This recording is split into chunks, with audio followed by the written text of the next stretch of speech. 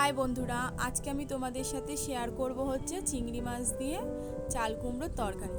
তার জন্য দেখো আমি কড়ায় তেল বসিয়ে দিয়েছি, তেল গরম হয়ে গেছে। এরপর নুন হলুদ মাখানোর চিংড়ি মাছটা এর মধ্যে দিয়ে দেবো।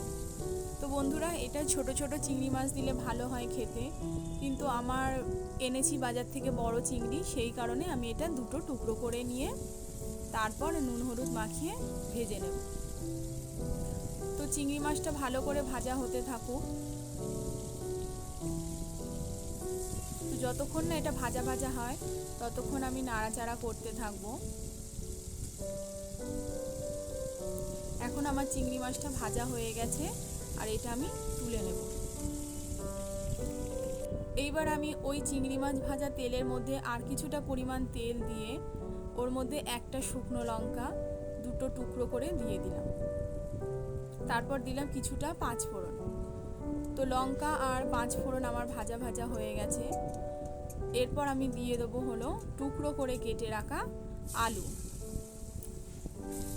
আলুটা তেলের মধ্যে দিয়ে আমি ভালো করে ভাজা ভাজা করতে থাকবো।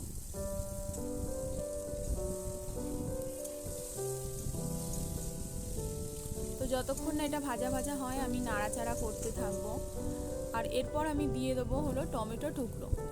তো টমেটোটাও আমি আলুর সাথে ভালো করে নাড়াচাড়া করে ভাজা ভাজা করে নেব। আলু আর টমেটো আমার ভালো করে ভাজা হয়ে গেছে। এরপর দিয়ে দেবো চাল কুমড়ো। চাল কুমড়োটা আমি লম্বা সরু সরু করে কুচি করে নিয়েছি, ধুয়ে ভালো করে জল ঝরিয়ে নিয়ে তারপর আমি এর মধ্যে দিয়ে দেবো। চাল কুমড়োটা দিয়ে আমি ভালো করে আলু আর টমেটোর সাথে নাড়াচাড়া করতে থাকবো। আমরা সবাই জানি চাল কুমড়ো লাউ থেকে জল বেরোয়, সেই জন্য আমি এই রান্নায় একদমই জল ব্যবহার করব না। এটা ভালো করে কম আঁচে কষাতে কষাতে রান্নাটা করব। এরপর আমি দিয়ে দেবো ঢাকা। তো ঢাকা খুলে আমি আবারও এটা নাড়াচাড়া করতে থাকবো।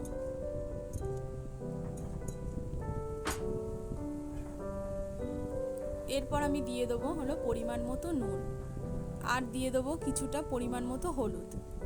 নুন হলুদ দেওয়ার পর আমি আবারও এটা ভালো করে নাড়াচাড়া করতে থাকবো।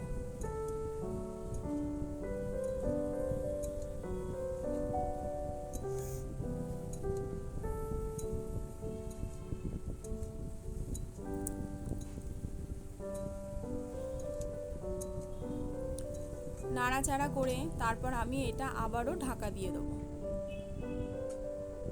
এখন দেখো ঢাকা খুলে দেখছি আমার আলু আর চাল কুমড়ো প্রায় আধসিদ্ধ হয়ে গেছে। এরপর আমি আবারও ভালো করে নাড়াচাড়া করে এর মধ্যে দিয়ে দেবো আদা রসুন আর কাঁচা লঙ্কা বাটা, আর দিয়ে দেবো হলো জিরের গুঁড়ো, আর সামান্য পরিমাণ দেব চিনি। তো সমস্ত মশলাটা দিয়ে আমি ভালো করে নাড়াচাড়া করে কষাতে থাকবো। আমি এটা আগেই বলেছি যে আমি এই তরকারির মধ্যে কোনো রকম জল ব্যবহার করব না, সেই জন্য গ্যাসের আঁচ আমি কমিয়ে ভালো করে কষাতে কষাতেই পুরো তরকারিটা রান্না করব। আমি কষিয়ে নিয়ে আবারও ভালো করে কষিয়ে নিয়ে ঢাকা দিয়ে দিলাম। ঢাকা খুলে দেখো আমার চাল কুমড়ো থেকে জল বেরিয়েছে। তো এটা ঢাকা দিয়েই পুরো রান্নাটা করতে হবে, তাহলে তরকারির স্বাদ আরও দ্বিগুণ বেড়ে যাবে। এখন দেখো আমার আলু সেদ্ধও হয়ে গেছে। এরপর আমি সামান্য অল্প পরিমাণ বাটি ধোয়া জলটা দেব মশলার, আর দিয়ে দেবো চিংড়ি মাছ। তো চিংড়ি মাছ আর দিয়ে এটা আবারও ভালো করে নাড়াচাড়া করতে থাকবো। নাড়াচাড়া করে আমি আবারও এটা ঢাকা দিয়ে দেবো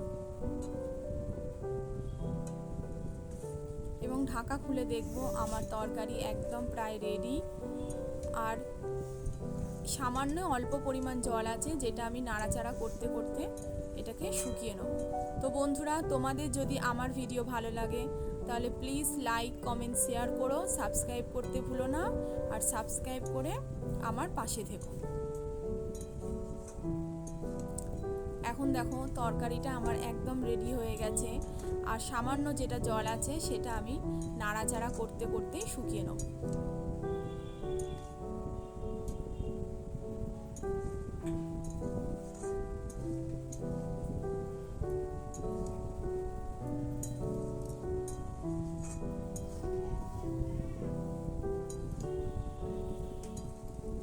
আমার তরকারি হয়ে গেছে, এবার আমি একটা প্লেটের মধ্যে এটা নামিয়ে নেব। তো দেখছো বন্ধুরা, তরকারিটা ঠিক এই রকম হবে। তোমরা এটা অবশ্যই বাড়িতে বানিও আর আমাকে বলো যে এটা খেতে কেমন হয়েছে। এটা খেতে কিন্তু খুবই সুস্বাদু আর খেতে খুব ভালো হয়। তোমরা অবশ্যই এটা বাড়িতে বানাবে।